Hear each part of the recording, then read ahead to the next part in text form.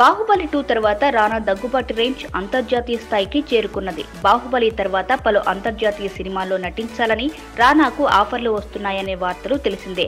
బాహుబలి 2కి రిలీజ్ కు ముందే రానా రష్యా సినిమాలో నటించేందుకు గ్రీన్ సిగ్నల్ ఇచ్చినట్టు సమాచారం.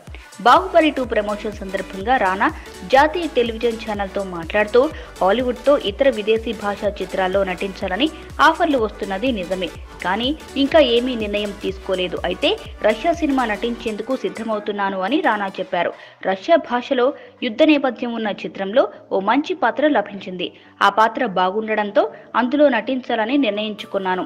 దానికి సంబంధించిన వివరాలు త్వరలో వెల్లడిస్తాను. ఇరాన్, ఇతర భాషలో కూడా ఆఫర్లు వస్తున్నాయి అని చెప్పారు.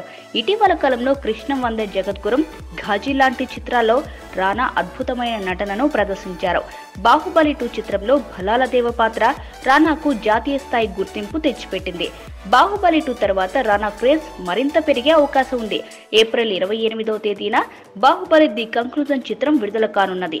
ఈ చిత్రంలో బాహుబలి, భలాల దేవ మధ్య పోరాట సన్నివేశాలు హైలైట్ గా నిలుస్తాయని పరిశ్రమ వర్గాల్లో గుసగుసలు వినిపిస్తున్నాయి. ఈ చిత్రంలో అనుష్క, తమన్నా, నాజర్, సత్యరాజ్, రమ్యకృష్ణ తదితరులు నటిస్తున్న సంగతి తెలిసిందే.